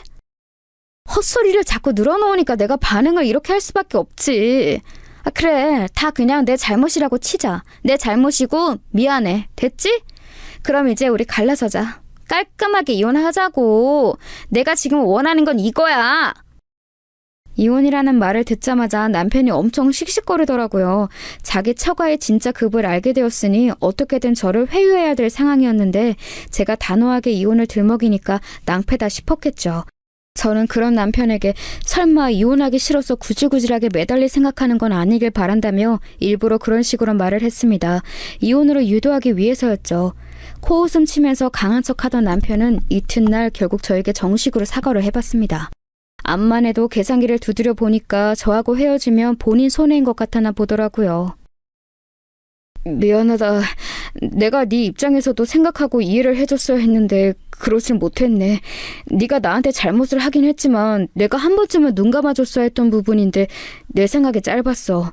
남자답지 못했어. 정말 미안해. 용서해주라. 돈줄 놓치기 싫어서 울며 겨자 먹기로 자세 낮추는 것 같아서 그게 너무 티나서 기분이 별로야. 나에 대한 애정이나 결혼 생활에 대한 진지함, 미래 계획 이런 것들이 당신에게서 보이지가 않아. 만약에 내 친정이 부자가 아니었어도 당신이 지금 곧장 나에게 저 자세로 나왔을까? 사람이니까 어쩔 수 없어. 원래 사람은 다 돈 따라가게 되어 있는 거야. 이런 나를 속물이라고 하지 마. 본능이고 당연한 거야. 근데 내 생각은 이래. 어차피 다 속물일 거라면 이왕이면 나를 진심으로 사랑해주기까지 하는 속물을 만나고 싶어. 내가 사랑하는 속물을 만나고 싶다고. 나는 당신에게 마음이 식었고 당신은 이미 나를 나 자체로 보는 게 아니라 돈줄로 보고 있는 것 같아. 이게 무슨 결혼한 지 얼마 안 된 부부의 모습이야? 한창 깨를 볶아야 할 때인데 우리는 계산기만 두드리고 있어. 이건 우리가 인연이 아니라는 증거 같아. 제가 차분하게 뜻을 전달하자 남편은 차마 반박하지 못하고 입을 다물었습니다. 표정 보니까 상당히 분한 듯 보였어요. 그러더니 시어머니 방패를 금세 꺼내들더군요. 시어머니께 연락을 받았어요. 우리 아들이 너한테 말을 잘 좀 하라고 뭐 그러던데 나는 뭔 일인지는 모르겠고 네가 잘못했다고 하여간에 그냥 싹싹 빌어라. 여자가 너무 드세게 굴어도 못 써. 자기 서방의 길을 죽여놓고 잘 사는 여자 내가 평생 못 봤다. 아유 그런 여자는 꼭 밖에서 사고를 쳐도 치고 살더라고. 그러니까 너도 우리 아들한테 나긋나긋하게 굴어. 싸우지 말고. 와, 진짜 듣기 싫더라고요. 들을 가치를 못 느꼈어요. 그래서 그냥 죄송하다고 말씀드린 뒤 전화를 끊었습니다. 그랬더니 시누이가 찾아왔어요. 자기 애를 데리고 말입니다. 그러면서 하는 말이 조카 얼굴을 봐서라도 제가 너그럽게 넘어가 줬으면 좋겠다고 그랬어요. 어린 조카를 생각해서 마음 좀 곱게 쓰라고 하더군요. 그 말 듣고 어이가 없어서 제가 그랬습니다. 친조카도 아니고 시조카인데 제가 굳이 그래야 하나요? 저하고는 피 한 방울 안 섞였는데요. 왜 그렇게 말을 냉정하게 해? 앞에 시자 붙었다고 해서 남 취급이야? 옳게. 우리는 남이 아니야. 가족이야. 그러더니 한참 제 앞에서 설교를 시작했습니다. 우리가 남이 아니라 가족인 이유, 남보다 가족이 나은 이유, 이런 내용들이요. 한 귀로 듣고 한 귀로 흘리던 중이었어요. 한참 의미 없는 설교를 늘어놓던 시누이가 남대없이 자기의 운동화 한 켤레 사주면 안 되냐고 하더라고요. 이건 뭔 소린가 싶었습니다. 옳게, 그거 알아? 아이들은 발이 빨리 커서 운동화 비싼 거 신기는가 마는가로 진짜 부자 가짜 부자가 갈린다? 이런 거에 돈 쓰는 게 진짜 부자인 거야. 그런데 우리 애는 옳게도 보다시피 좋은 신발을 못 신기고 있거든. 그래서일까? 우리 애가 어린이집에 가서 자꾸 기가 죽는 거 있지? 형님, 애가 무슨 그런 걸로 기가 죽어요? 애가 기 죽은 게 아니라 애 엄마가 혼자 그런 걸 신경 쓰는 게 아닐까요? 옳게, 내 말을 더 들어봐. 다른 건 몰라도 운동화에 돈 쓰는 거 솔직히 아깝기는 하더라고. 내가 그 정도 배포는 안 되더라. 그래서 나는 옳게가 내 동생하고 이혼을 하더라도 우리의 운동화는 기념으로 한 켤레 좀 사주고 떠나시면 좋겠어. 그러더니 시누이가 저한테 휴대폰 메시지로 웬 인터넷 사이트 판매 주소를 보냈어요. 얼떨결에 눌러봤다가 제가 화들짝 놀라고 말았죠. 시누이가 원하는 신발은 나이키라든지 이런 스포츠 브랜드가 아니라 명품이었습니다. 그래서 언감생심 구매할 엄두도 못 냈던 것이죠. 진짜 어이가 없었습니다. 자기 동생 부부가 이혼한 해 만에 이러고 있는데 자기의 명품 운동화를 얻어내려고 혈안이 돼 있더라고요. 이게 제정신인가 싶었네요. 새삼 신우의 정신 상태가 너무 독특한 것 같았어요. 제가 침착하게 물어봤죠. 남편에게서 저희 얘기를 어떤 식으로 들었냐고 말이죠. 옳게가 자기 친정이 여유로운 거 숨겼다고 하던데? 내 동생의 배신감을 따졌더니 옳게가 적반하장으로 나왔다고 들었어. 내 동생 옳게한테 따진 거 후회하고 있대. 그래서 나보고 옳게 설득하는 거 도와달라고 그러더라. 내 동생이지만 웃기는 놈이야. 아 맞다. 근데 옳게, 그래서 집이 얼마나 부자인 거야? 나도 일전에 옳게네 친정 부모님 아파트가 전세라고 언뜻 들었었는데 그래서 잘 사는 줄을 꿈에도 몰랐어. 아, 네. 그냥 건물 좀 있고 땅 좀 있고 그래요. 제가 시큰둥하게 대답했더니 시누이가 자기 휴대폰을 놀라서 떨어뜨리더군요. 그러더니 갑자기 저한테 이놈이나 저놈이나 남자들은 거기서 거기니까 자기 동생하고 이혼하지 말라면서 저를 적극적으로 설득하기 시작했습니다. 제 손을 붙잡고 간청을 해대길래 부담스러워서 그 손을 뿌리쳤어요. 그랬더니 신우이가 중요한 게 생각났다는 표정으로 자기 휴대폰을 집어들어서 저한테 뭘 새로 하나 보냈습니다. 올케, 미안한데 아까 그거 신발 구매처 주소 보낸 거 실수였어. 내가 잘못 보냈네. 미안해. 지금 보낸 게 진짜야. 저는 순간적으로 신우이가 반성이라도 하는 줄 알았는데 그게 아니었어요. 이번에는 더 비싼 명품 신발 구매처를 저한테 새로 보낸 거였죠. 그거 보자마자 농담 아니고 머리가 깨질 것 같았습니다. 남편도 그렇고 신우이도 그렇고 결은 다르지만 공통적으로 제 골을 깨지게 만드는 남매였어요. 형님, 아직 학교도 안 들어간 애가 무슨 루이비통 신발이에요. 이게 맞는 거예요? 저는 성인이 되기 전까지 단 한 번도 명품이라는 걸 몸에 대본 역사가 없어요. 정말이야? 와, 진짜 부자들은 오히려 검소하구나. 그래서 부자가 됐나 봐. 멋지다. 근데 본인이 못 누린 거 조카한테 누리게 해줄 순 없을까? 응? 내가 이렇게 부탁할게. 결국 진저리를 치면서 신우이를 쫓아내야만 했습니다. 남편에게 다 말했죠. 신우의 만행을 들으면 남편이 조금이나마 그래도 민망해할 거라고 생각했는데 아니더군요. 저보고 온정이 부족한 냉혈한 스타일이라고 그랬어요. 가진 걸 베풀 줄 모르는 욕심쟁이라고도 했고요. 제가 기가 막혀 하고 있는데 그 와중에 제 앞에서 무릎을 꿇더라고요. 내가 요머칠 생각해봤는데 당신 같은 냉혈한 데리고 살아줄 남자 나밖에 없어. 그러니까 당신도 나를 용서하고 받아들여줘. 모든 걸 내 잘못으로 할 테니까 우리 행복하게 잘 살아보자. 내가 앞으로 당신 비비 잘 맞추면서 살게. 우리 부모님 누나 앞으로 내가 당신 귀찮게 못하도록 중간에서 처신 잘할게. 중간에서 처신을 잘하겠다고? 그거 가능한 거였어? 그럼 여태까지는 왜 안 했어? 잔말 말고 이혼이나 하자. 제가 단호하게 나오니까 남편은 자기 최후의 수단이 안 통했다고 생각한 것인지 크게 절망하면서 이혼 못 해주겠다면서 때를 쓰는 전략으로 나왔습니다. 자기가 이혼 안 해주면 장땡이라고 그러더군요. 그래서 제가 조용히 알려주었죠. 제가 그간 시달린 모든 것들 전부 휴대폰에 증거로 남겨놨다고요. 통화까지 싹 다 녹음을 해둔 상태이니 어떻게든 증거로 만들어서 이혼 소송 걸 자신이 있다고 그랬습니다. 그러자 남편이 거의 울먹이며 말을 했습니다. 그런 걸로 이혼까지 갈 수 있을 것 같아? 그렇게는 절대 안 될 거야. 아니, 반드시 그렇게 되게끔 내가 해볼 거야. 이제부터 내가 급의 차이를 보여줄 테니까. 업계 최고의 이혼 전문 변호사와 함께 내가 어떻게 이혼하는지 지켜보고 싶으면 계속 그렇게 이혼하기 싫다고 해. 그런 소리까지 듣고 나서야 남편은 패배 선언을 했습니다. 본인이 운운했던 급 때문에 말이죠. 저하고 법적으로 상대해볼 엄두가 안 났던 거예요. 남편이 패배를 인정했을 때 그 틈을 타서 저는 얼른 이혼해버렸고 뒤도 안 돌아보고 시댁을 끊어냈네요. 남편은 물론이고 그 집안 식구들도 다시는 얽히고 싶지 않았으니까요. 이혼 과정이 모두 끝났을 때 제가 친정 부모님께 제 어리석음을 인정하는 그런 사과를 드렸습니다. 두 분이 옳았어요. 저는 제가 멋대로 데려온 사람이니까 두 분이 무조건 반대하시는 거라고 생각했었죠. 두 분의 입맛대로 제가 안 움직여서 그러신 줄로만 착각하고 오히려 더 오기로 가득 차서는 결혼을 서둘렀었어요. 하지만 그건 제 실수였네요.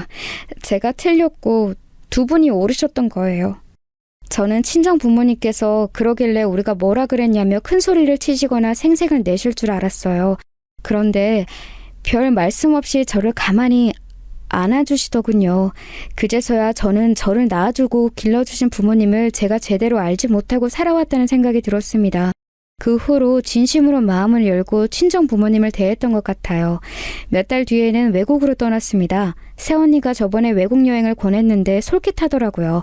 그래서 외국으로 떠날 준비를 하는 동안 저는 주변에다가 말을 잘 퍼뜨렸어요. 전 남편이 알고 보니 이상한 놈이어서 결혼 생활 내내 시달리다가 간신히 이혼을 한 뒤 정신적 충격 때문에 외국으로 잠시 떠나게 되었다고. 이런 식으로 말을 했었네요.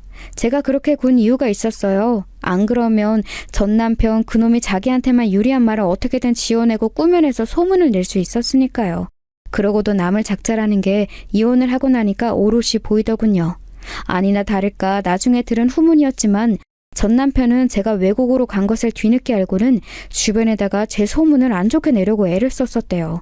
하지만 제가 이미 말을 다 퍼뜨린 뒤였기 때문에 그게 통하지 않았고 오히려 전 남편만 진짜로 이상한 놈이라는 평가를 받게 되었습니다. 스스로 자초한 것이라고 생각하고 있네요. 저는 호주로 떠났었는데요. 영어가 유창하지는 못해서 간단한 사무보조 업무만 하면서 지냈어요. 자연과 벗삼아서 여가 시간을 즐겼고요. 세상이 참 넓더라고요. 솔직히 말하자면 나는 우리 부모님이 구두쇠처럼 구시는 게 싫기도 했고 이해도 안 됐지만 한편으로는 우리 집은 부자니까 나는 여차하면 믿는 구석이 있는 사람이라고 이런 생각을 하며 살아왔던 것 같네. 우리나라와는 완전히 다른 환경에서 살아보니까 제가 얼마나 우물한 개구리였는지 깨우치게 되었어요. 그간 제가 얄팍한 선민의식을 가지고 살아왔다는 사실 역시도 알게 되었죠. 그까짓 것으로 은연중에 우월감을 느끼고 살아온 제 자신이 너무 부끄러웠습니다. 다양한 삶의 모습을 보면서 많은 걸 느끼고 배웠네요. 지날 만큼 지내다가 다시 한국행 비행기에 오르게 되었는데요. 제 귀국 소식을 접한 친구 한 명이 저에게 전 남편 이야기를 해주었어요. 알고 보니 전 남편이 저하고 이혼한 뒤 1년을 채우기 직전에 재혼을 했었다지 뭔가요? 여자 쪽이 임신을 하는 바람에 서둘러서 결혼을 했었다던데 여자가 키도 좀 크고 예쁘장했대요. 그리고 들리는 이야기로는 그 여자를 전 시누이가 전 남편에게 소개시켜 준 것이라고 그랬습니다. 인터넷에 명품 동호회라나 뭐라나 하는 곳에서 전 시누이가 그 여자를 처음 알게 됐었다네요. 그런데 결국 그 여자가 대략 꽃뱀인 것으로 밝혀졌다고 합니다. 명품을 두르는 잘 사는 집 여자인 줄 알았는데 알고 봤더니 집에 빚만 많았더래요. 그래서 전 남편이 개고생을 했다고 합니다. 그런데 심지어 없는 형편에 아기 돌잔치 크게 해야 한다고 그 여자가 난리를 쳤다는데요. 얼마 후에 돌잔치 때 들어온 돈들까지 모조리 전부 다 챙겨서 감쪽까지 사라졌대요. 도망을 가버린 거예요. 갓 돌진한 아기를 두고 말입니다. 알고 봤더니 상견례장이나 결혼식장, 돌잔치 행사장에 나타났던 그 여자의 부모는 아르바이트로 고용된 대역이었다네요. 진짜 친부모는 어디 사는 누구인지 알 길도 없다고 해요. 전 남편 거품을 고 기절했다고 합니다. 전 시어머니께서는 오라통 터져서 신음하시다가 어느 날 의식을 잃으셨고 구급차로 실려가시는 바람에 그 동네에 소문 다 났었다고 하고요. 전 시누이는 기어이 이혼장을 받았는데 이혼하기 싫어서 도망다니는 중이라고 했습니다. 전 시댁 집안이 초토화돼서 전부 죽을 맛이라는 이야기를 듣고 제가 인생이란 모르는 거구나 싶었습니다. 어쨌거나 저는 이미 결혼할 상대를 만난 뒤였죠. 호주에서 만난 인연이었는데요. 선하고 밝고 강인한 정신력을 가진 사람이었어요. 제가 배울 점 투성이었죠. 친정 부모님께서는 전 남편 때와는 다르게 저의 새로운 인연을 보시자마자 먼저 악수를 청하셨어요. 자네 손이 무척 듬직하구만. 우리 딸은 맡겨둘 될 정도로 말이야.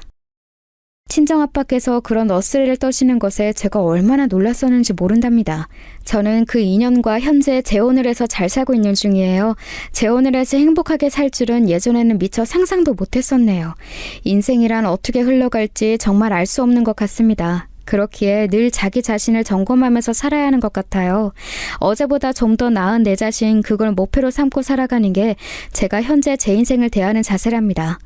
이런 마음을 잃지 않고 지금의 행복을 꽉 쥔 채로 그렇게 계속 살아가고 싶네요.